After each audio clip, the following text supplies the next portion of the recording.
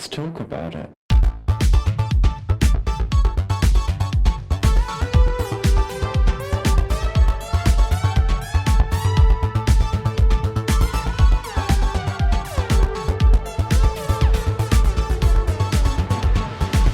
Hello and welcome to Thicc Radio, the podcast where we talk about gaming and everything in its orbit. I'm James. And I'm Tim, so let's get into it. Today we're joined by a special guest. You know them, you love them. Today we've got HuskyGymmer. Ooh, hello, Husky. How are you today? Hi. Yeah, day, not really. Now it's night time. It's actually 11 p.m. Yeah, it's like exactly another side of the world, technically.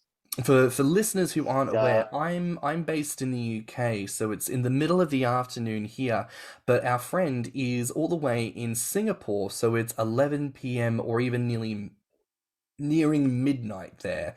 And of course, for Tim, it's still in the morning, isn't it? It's still Yeah, it's only 10 a.m. here. So, we've got quite the spread of international bodies here today, which I always find very, very exciting. So, our good friend Husky, let's get into it. You are from Singapore. For the listeners, can you tell us a little bit about what the day-to-day culture is like in Singapore? I can't say for every Singaporean, but I'll just say how I feel about Singapore. Mm-hmm. It's kind of a mix of a very rushy, fast-paced, metropolitan kind of country, but at the same time, there's some traditional stuff lying underneath it. So yeah, it's very westernized, but yet very Eastern at the same time. Yeah. And I'll admit the only thing that I know where Singapore is, like on a map, but like I don't know much about Singapore, the place itself. I mean, I've really only seen it through film. The most recent film that I saw was Crazy Rich Asians, and that was based in Singapore. So seeing those like mammoth hotels and skyscrapers and all of the lights, and it's like, it looks amazing. Yeah, it does. But it's Hollywood glasses. It's a bit over glam, like how they used to also say something around New York City. You get what I mean? Like the glitz and glam of the streets, but in comparison to the real life, it's the trash and everything. Okay, Singapore has no trash, first and foremost, but yeah, we are not always the big, extravagant party kind of country. We still have our lowdown, the normal day-to-day business people and little side places. It's not like a hood, but it's still like on the lowdown. Yeah. That makes not sense. That glam. I used to work with a girl who she actually relocated to Singapore with her partner, and she explained that Singapore wasn't much of a party town. There are places that you can go, but it's not busting at the seams with parties and clubs and drinking. Yes. And I think public smoking is illegal in Singapore. Is that right? Yes and no. Like you can smoke in public, but in some places there's designated areas where, especially somewhere like the how to call it, the central business districts and the places that's we call it Orchard Road, where it's the street of malls. There's actually designated, we call it the yellow boxes, where they are only allowed to smoke there. But other than that, if you can just smoke somewhere that's not, and then not litter around, that'll be fine. And I think it's interesting that you kind of peel it back and say that Singapore is westernized, but it's still strongly Eastern in its root. Would you say it's probably the equivalent of like a New York or a London, but based in Asia? Kinda. I would kind of say that as an Asian country, I think we're closer to the Western side, but at the same time, we don't have the full Western culture. if that makes sense. Yeah. No, of course, and I think something I'm looking forward to in this episode is truly exploring a lot of the Asian side of things as well, because that's something that we haven't had the opportunity to have a lot of on the podcast so far, is exploring traditionally Eastern values and how that intersects with gaming, you know? So with that in mind, Yeah. what do you think is the biggest misconception about Singapore? Because you mentioned before, it's not all the glitz and glam of crazy rich Asians, but is there more of a misconception about other things with Singapore? Okay, first and foremost, for some westernized country, Singapore is East Asia, like we're literally at the southernmost point of the whole Asian continent. Yeah, we are very, very far away from China, just saying. It's on a peninsula, isn't it? Yes, kind of, yeah. It's in a peninsula. It's literally, we call it the island nation, where it's like very small, and it's literally just below Malaysia. We literally can be called the seaman of the Asia. The seaman of Asia, because we are like the one drop that comes out from the tip. Yeah, so you've got China. Yeah, then on that little peninsula you have Malaysia down from Thailand, and then at the very tip base of Malaysia you have Singapore. Yes, exactly. We are that end. It looks weird, but kind of like it. And it's small, it's very small. Because we haven't had the opportunity to explore it a lot, and we were talking a little bit about this before we started recording, there isn't really a lot of fat representation in any Asian cultures, really. So that was going to be the next question is, what is culture in Singapore, at least? What is culture there like when it comes to being fat or being on the muscular or just bigger side of things? It's a deep dive. Let's start with the most simplest one, where although we are considered a westernized country, but we are very easternized in a way where we are very conservative. So there's like laws about gay rights that till now still don't have, although they call it like, what's that word? Decriminalized penal code. Like it's there, but it's not emphasized, and it's weird. But then someday it will just bite you from the back.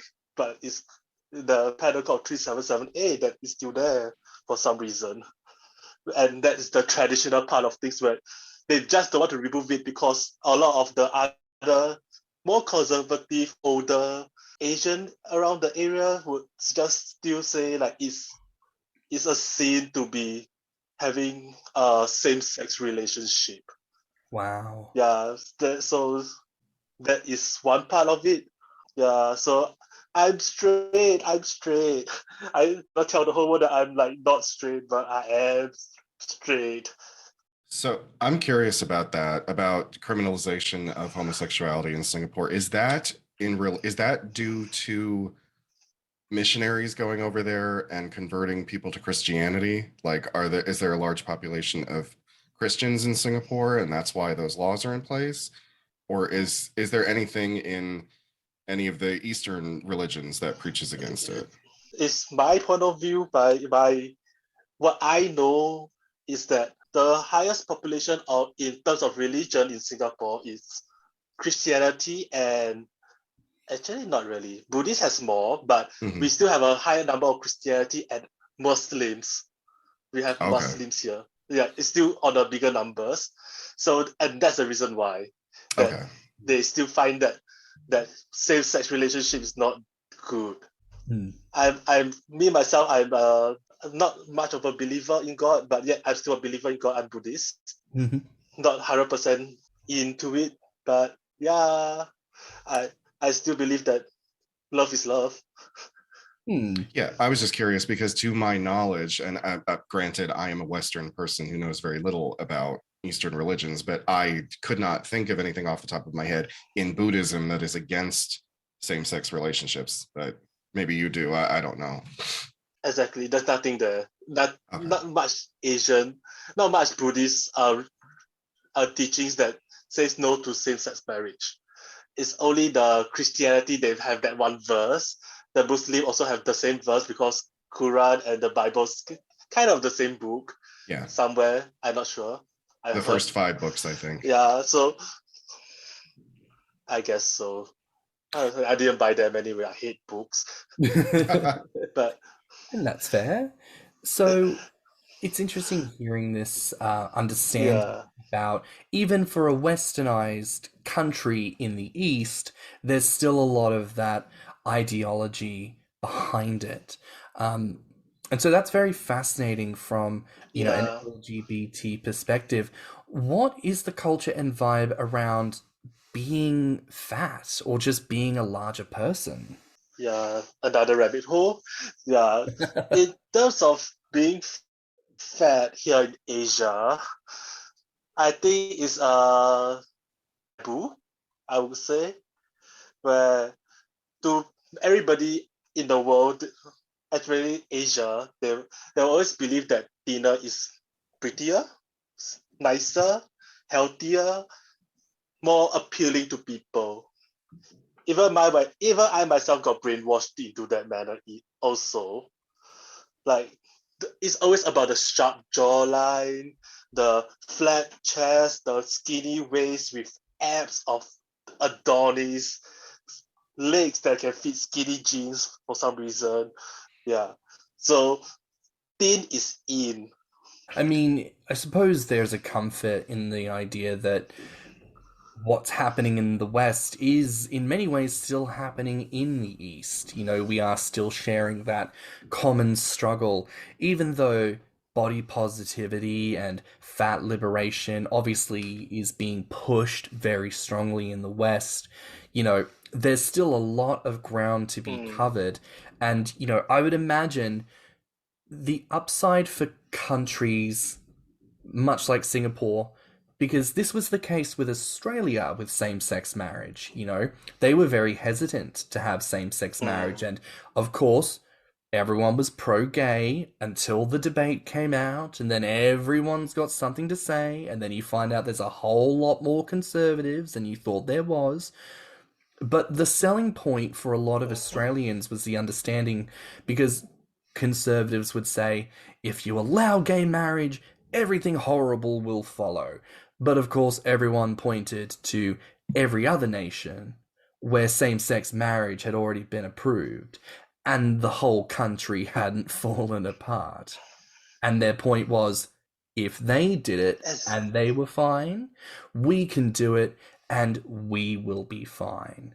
So I imagine that it might be a bit similar in Singapore when it comes to LGBT or fat-related subject matter. Does that sound about right to you? Yeah, almost there. Yeah, it's kind of exactly what it sounds like. So I'm curious about something else. So like, if you take, now I know that Japan and Singapore are not the same place. I'm not trying to make those comparisons, but like if you look at Japan, sumo wrestlers are actually considered sex symbols. Like because they're considered, peak athletes. They're often seen as very desirable. There's no equivalent in Singapore. There's no sort of body archetype that is not fit and trim that is considered like even for athletes, like say a rugby player, because rugby players tend to be stocky. Yeah, and the answer is no. We are. It just in Singapore, sports is there, but it's on a okay, not much kick to it. And in terms of sports, especially for the people, they will love soccer, they will love basketball, they will love any swimming, table tennis. Yeah, those people tend to be leaner and agile, and I don't think any fat guys can be good in those things. Gotcha. That's understandable. So, because Singapore is such a highly developed country, Is there resources for people who are on the larger side of things? So for instance, when you go to the store to buy clothes, is it easy enough to buy clothes or is it a bit difficult? What's your experience been like? Okay, so let's start way before I become my size right now. And let's Because say, to interject for the listeners, our beautiful friend Husky, they go by HuskyGymmer, and we will be tagging them in this, and so you can see their Instagram. Husky is not just a name. Our friend here is very shapely and looks fantastic. Sorry, just wanted to throw that out there. oh, thank you. Please continue. Thank you. Okay, like before I started this journey of gaining, I was at actually about 100-ish kg or 220 pounds for the US listeners. Yeah, I was considered and then I'm considered quite tall, but at the same time, my butt is just bigger than most people in Asia somehow. So during that time, I already having problems with finding pants. So my pant size was about 36 to 38, and that's almost the end of the size chart for bigger size guys. So although my shoulders was smaller then, so I still can wear the L size t-shirts, the 16, 17 size button-up shirts. But pants-wise, I have trouble finding pants then. And then plus now, at the size of a humongous being, I found out that I can't find any pants in the departmental store. I have to only go to places that really do sell those big and tall sizes at only a size 44, 46, which, if I'm not mistaken, in the US, maybe they can buy that on the rack normally, I think. So it sounds ironically similar to Western shopping experiences because there are plenty of clothing stores where when I was wearing large size shirts and 36-inch waist trousers, they had them in all sorts of colors and patterns and styles. But the moment I upgraded to a 40 in the waist and there was an X in front of the L, suddenly my options became a lot more limited. And what was interesting was looking at the sizes beyond that, they become even more limited still. So, do you find in your experience that you're ordering a lot of clothes online to be delivered from other countries? Okay, kinda, not yes and no, because I didn't buy much clothes. But for what I know, I have this one store that I love. It's called Uniqlo. Oh, Then they yes. come in size XXL that you can buy online. That it's stretchy and it's still fit and it looks like regular pants. So it's not sponsored, but Uniqlo's the best. And yeah, yeah, but end up I will buy those clothes instead in XXL in stretchy pants. But however, I still can't find a good size button-up pants or even a button-up shirt. Although I don't really wear them now since I'm working on social media, so there's no reason to wear too fancy. But sooner or later, I might want to wear it for weddings, but I can't find any, except for those one or two stores that sells big and tall. But then the designs are quite limited and questionable. You know, something I've noticed recently when it comes to clothing purchases. So like I used to really love H&M because it was just simple clothing. You could get basic tees, basic prints. It was just something that I could go in there, I could spend $50, walk out with a couple of outfits, and it was great. But I've noticed since I've been getting bigger is like the shirt length seems to be have somehow gotten shorter because like now if I just lift my arms up a little bit, you know, it's peekaboo belly time. And like I don't care because that's part of the appeal. But at the same time, like if I'm out in public and I'm wearing one of those shirts, it's like I've become so much more aware of that the bigger I've gotten, and it's like, did they start like shortening the length of shirts when I wasn't looking? I'm not sure. Maybe it's the belly just getting rounder, so it just looks shorter. That's what it is. I know, but it's just funny to me that only now am I starting to notice that. What's interesting is you can see the trend in what they call. Catch what you're saying. If you look at a shirt size, they'll often refer to special cuts as either long or tall. Those are always, in my experience, the recommended shirts for growing guys, because with the belly, especially as it rounds out more, eventually that long drop just looks like a regular shirt. So, handy tip from Thicc Radio. Look for shirt options that have long or tall in them. So I don't find those in Asia.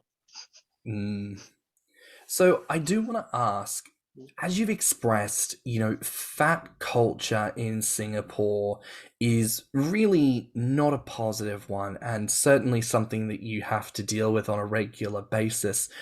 How do you view the gaining culture that exists in other places of the world where it's a lot more common, like the UK and in the US? I could say that, as you guys know, I'm a YouTuber right now, and using my HuskyGymmer as the name. I always found it funny that my highest people who view me is actually from the US, and the next one comes UK and those other westernized countries, and then it's only at the lower end where at 0.1% that they are from Asia. And I'm like, yeah, true. I will get any Asian market, because there is market for big guys, but there's not high market demand for gainers, which a bit sad but true.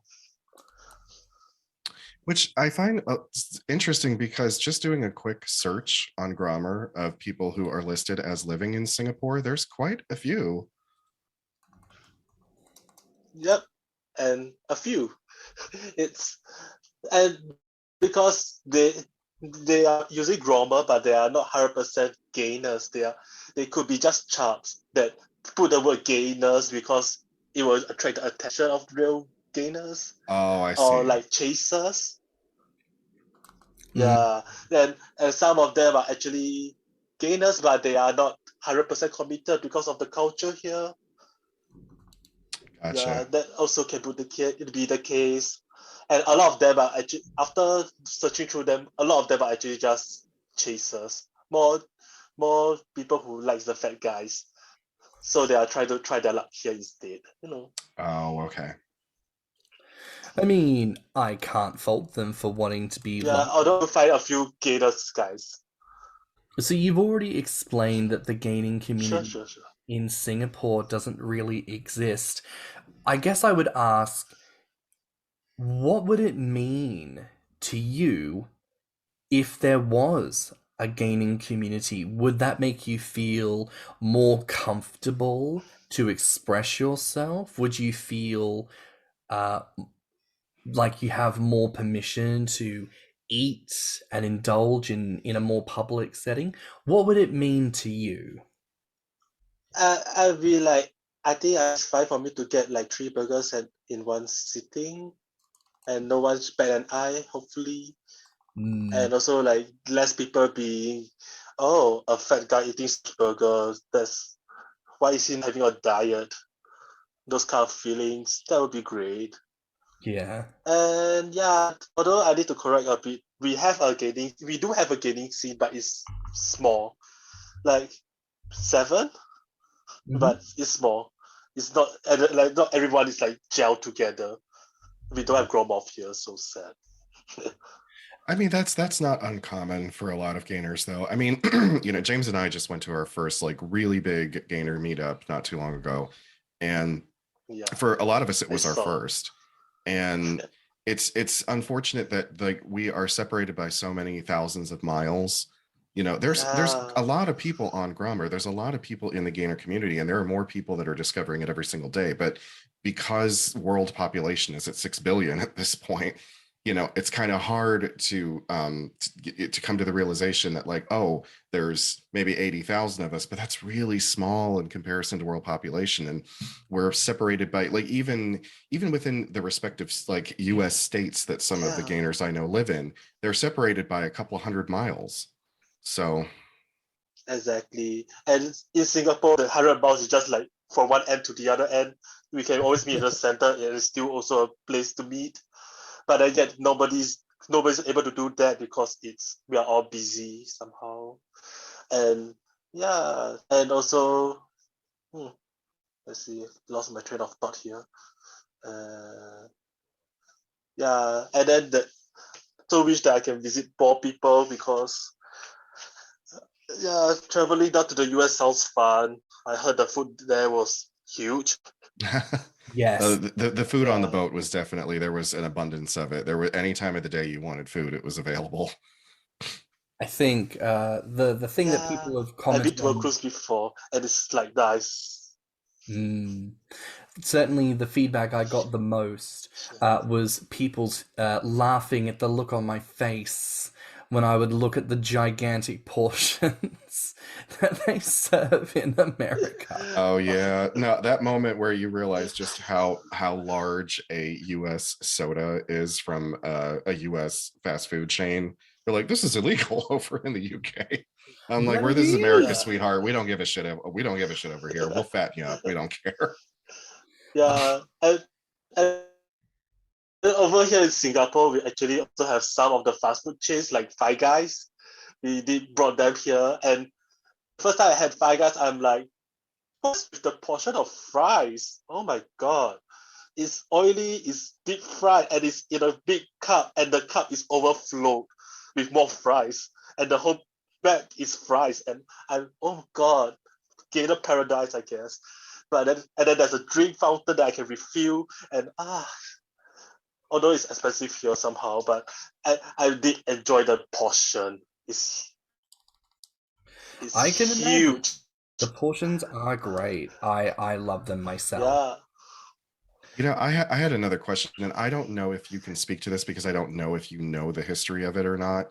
But like, so I'm thinking, and maybe I'm assuming incorrectly, but the train of thought I'm going with here is that when Western food was introduced for the first time, like fast food chains and the kind of portion sizes that you can get with Western food chains, like, did that spawn a lot of weight gain for the first time? Do you think, like, did people like, oh my god, there's so much food now, there's just this unlimited amount of food, and like you would think that it would have introduced an entire generation to weight gain, well, like, not that they were intentionally doing it, but just having it available now, that they'd be putting on more weight. I kind of will agree. The fast food situation does brings the Asian community become a bit fatter without knowing. Like, for example, McDonald's, the portion size looks normal currently for me as well. Like a burger with fries and a drink. But think about it, there's French fries, that is potatoes that are carbs. On bun that are carbs, that only have a patty that's that huge, and a sprinkle of lettuce to say, oh, you have your vegetables. And that is a meal. If you guys know, I have a boyfriend. Sorry, I have a boyfriend, cross fingers. Yeah, listeners, he's off the market. He's a small guy. Yes, but yeah, you guys know, you saw them on my Instagram. Yeah, so he's posh. He only has a burger as a meal. He's tiny. That burger makes him full. And me as a gainer, I'm like, are you sure? You sure that burger is enough? But I need two. But then after that, it gets back to me and like, oh yeah, I'm a gainer. I need more nourishment to fill up the belly to make it bigger. But yeah, but if you go back to what I was saying, they call it a set meal. is supposed to be a set. So you have to have everything on the platter, which is the burger, the fries, and the drink. Sugar and carbs. But then you just eat it as though like it's a normal meal, which is kind of unhealthy, but we get along with it. No, that sounds good to me. And, on that subject, I do want to ask, is there a snack or a treat or a drink that's like local to Singapore that in Singapore it's like your go-to treat, it's full of calories, it's delicious? Like, is there something like that in Singapore? Oh, definitely. Okay, there's a reason why some people do call Singapore the food paradise, because it's in a way, because where we are situated, we are very high chance of mishmash of all the food out there. Let's see. I start off with what I will usually go for as a gainer in terms of what I will have in Singapore. We call it the mixed vegetable rice. It's a store that sells very economical price food, where there's the store seller will fry many kinds of different meats and vegetables and assortment of things that they just put as a display. And all you need to do is say, I want this one, I want that one, I want that one, and put it on a big plate, and then that will be your meal. For me, I would say, I want the rice. Can I have the rice? I want another portion of rice. I will have that meat and that meat deep fried, and that vegetable, and okay, maybe that egg. I need the protein. So, and then gravy over, and yeah, that's gonna be a very calorific meal for me.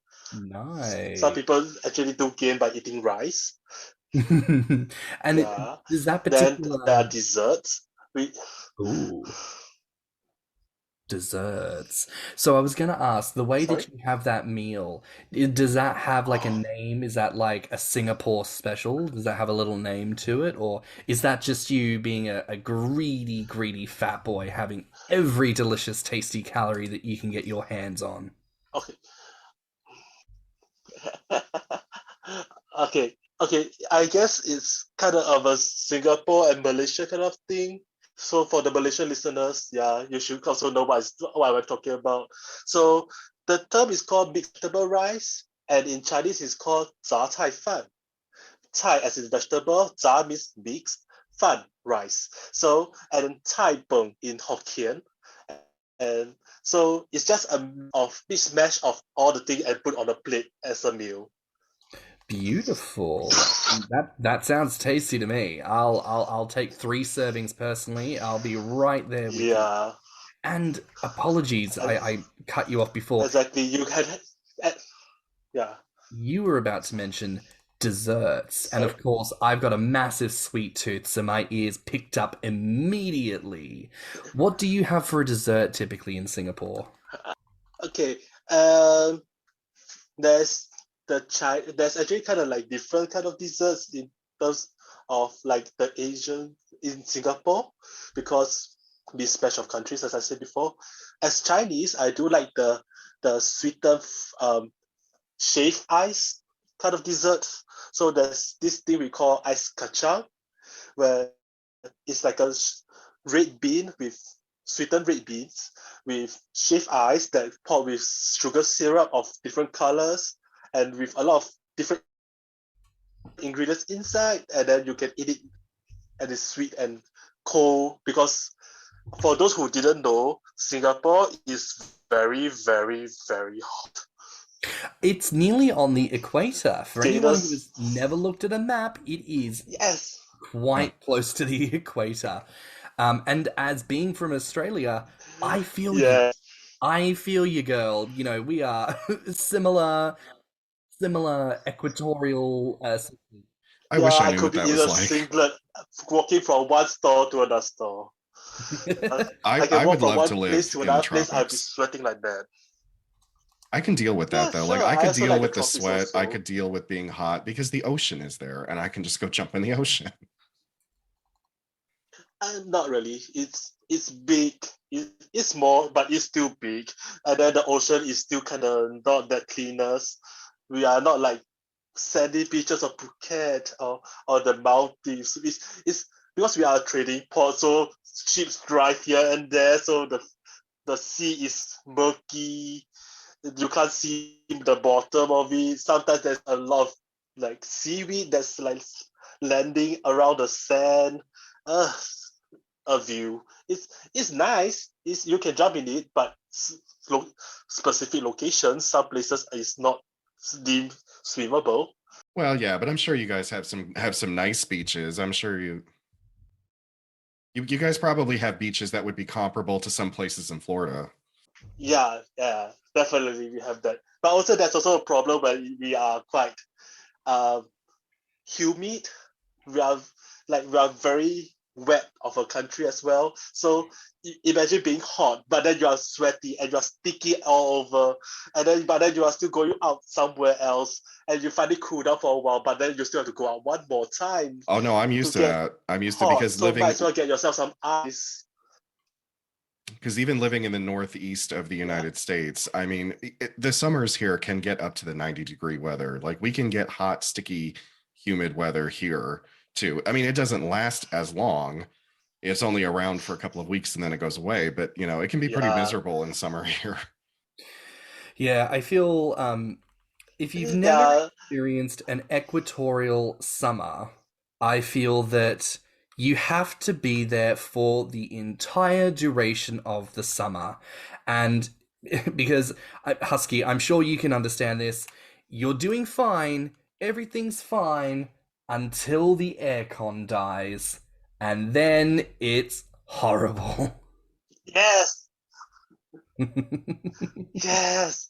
Oh my god, especially sometimes at night. At night, the only thing you have is a fan that just keep blowing on hot wind that's around the area. Oh and my you God. are still trying to stop sweating while you're in bed. Hot, wet. Yeah.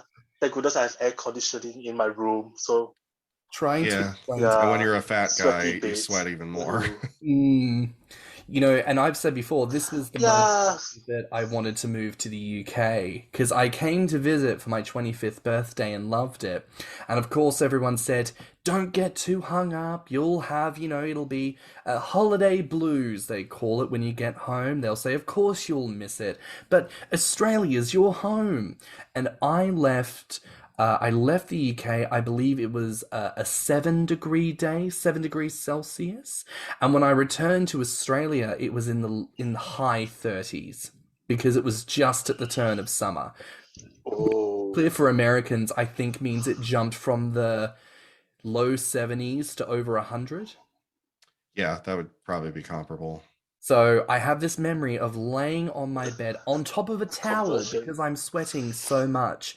I'm stark naked, I have the fan on, I have the air conditioner on, I have a frozen flannel on my forehead, I'm bright red all over because my body is struggling with the heat, and as I'm breathing, I sound like a pug, just because everything is just awful. And that was the moment I knew that I needed to move. So, truly, if you've never experienced an equatorial summer, you've got to survive it. I do want to ask though.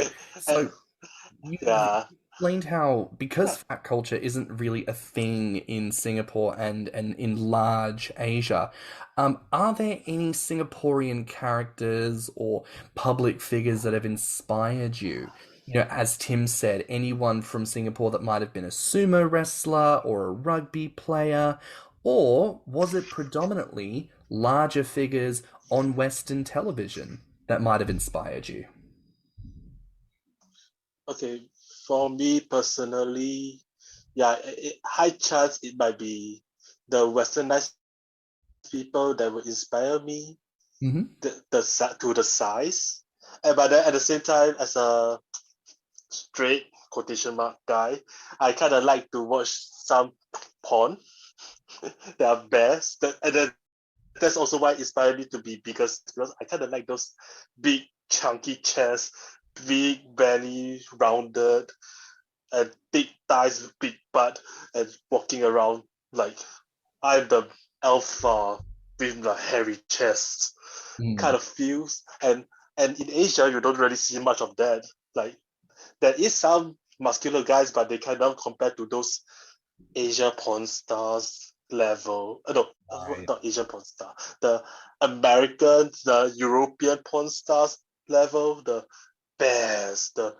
I'm lumberjack. I cut wood and I'm sexy. Look that.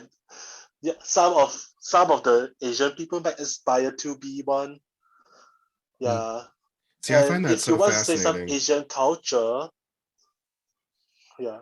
I find that really fascinating because it shows me that even in the East, that type of man is seen as intrinsically more masculine and more powerful and more dominating. You know, like, because that's a common parlance among gainers in the West too. It's like we look at these men and we're like, God, I want to be like that. I want to be hairy. I want to be tall. I want to be thick all over. I want to have, a big bubble butt and, a big soft belly. And like, it's just fascinating to me that it's the same way on the other side of the planet.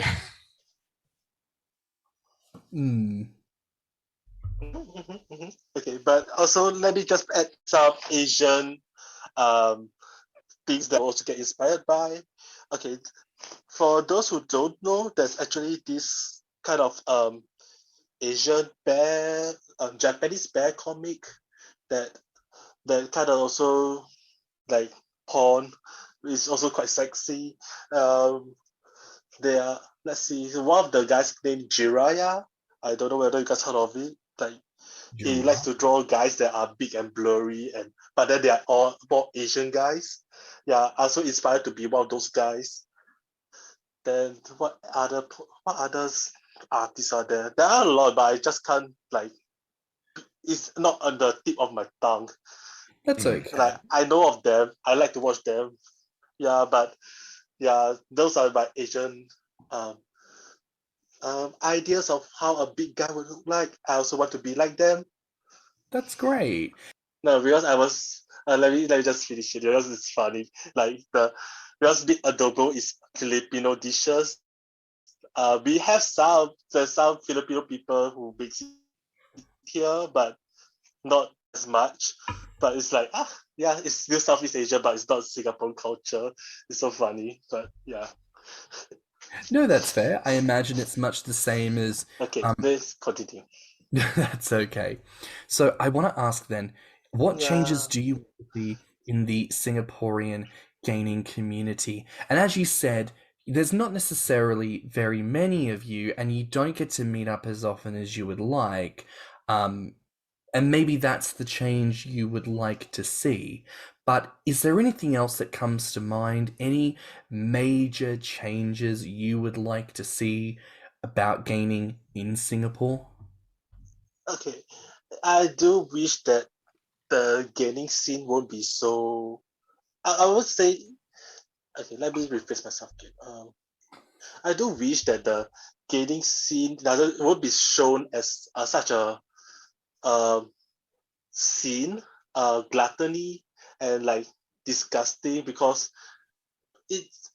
I know that it's a stereotype for fat guys to be slobs, to be lazy, to be just not doing anything. But I want Asian guys to know that yeah, you can be a bit slightly chunkier in the ass. You cannot have six pack ass, but that doesn't mean that you are like too much.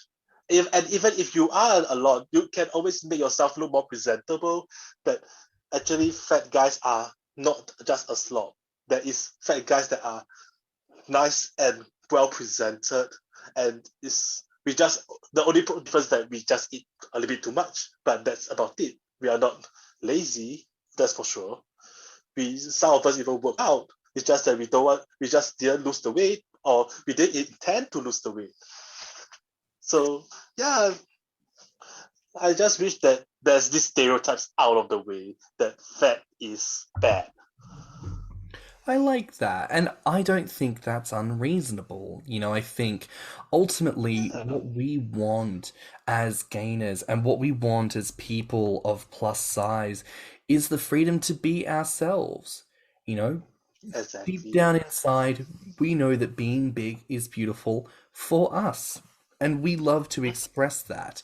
We just want the freedom to express it ourselves and to have other people understand it as well. So I think that's a perfectly admirable goal, and I think that's a change I'm sure we'd all love to see. Um, I do want to ask, when it comes to being out and about, living life in Singapore, you know, what is the most underrated thing about life in Singapore? Like, what's the best thing about Singapore that no one talks about? I'm not sure, but what if everybody's idea of Singapore is really just what they saw on Crazy Rich Asian and assume that's the life of Singapore, which very much no. Mm. And the funny thing is that if you guys never notice, all the people that's in Crazy Rich Asian are just Chinese people or Asian adjacent. So they're not even But then Singaporean. there's no, yeah, some of them is not even Singaporean, and then there's also some of them, the Malays and the Indians aren't represented in the movie at all. Mm. And they're quite a large population in Isn't it? Singapore as well, isn't it? Exactly. In a way, they are considered minority, but they they are there, but the whole movie doesn't show their existence somehow. But then that's how Hollywood filter Yeah, I goes, was I just about to guess. say that's Hollywood, because I remember Like, when Memoirs of a Geisha came out, I was looking at the trailer. I'm like, there are no Japanese actresses in this film. Like all these yes, Chinese women yes. are playing geishas, and geisha wasn't a thing in China. So, Yeah, and the funny thing is that I think geisha was a bad thing there. mm, Yeah, like geisha in China are actually being degraded. They're angry that the Chinese has to be a geisha because there's one time where there's a Japanese occupation where they invaded China and other like Southeast Asian countries that they are forced to be geishas. So yeah, bad things. well, that brings us to the end of Yeah. today's episode. Husky, thank you so much for joining us. Where can people find you online? Yeah, yeah, you can find me on Instagram, on YouTube, um, actually almost all the platforms you can think of. At HuskyGymmer, I try to pick the name everywhere. So although I haven't used the TikTok and Snapchat yet, but yeah, my name is still HuskyGymmer there. So you can find me almost everywhere at HuskyGymmer. So that's a wrap for now here on Thicc Radio. Please remember to like and subscribe, rate us 5 stars, and leave a good review. If you like this episode, the podcast, or just us in general, share it with your friends and encourage them to tune in. As always, you can find me on Instagram at stannnum. And you can find me on Grommr as Orpheus. You can find me on Instagram, Twitter, YouTube, and TikTok at Thicky Mouse. Now, Husky, because we normally say bye fats at the end of every episode, how would you say that? Okay, since it's the festive season, so maybe we do a nice festive greetings Mm-hmm. as an ending. Okay, so in Cantonese there is hey fat choi. I hope I'm not butchering it because that's not the dialect that I go for, but it sounds funny. Gong hey fat choi. But let's change it up a bit with fat choi. How about that? I like that. So you're putting the emphasis on the fat. So it's gong hei fat choi, correct? Yeah, exactly. Wanna try it? Let's do it. So, Tim, kick us Yes. off. Gong hei fat Okay, choi. let's go. So until next time, gong hei fat choi. Gong hei fat choi. Go ahead, fat choi, everybody. Let's talk about it.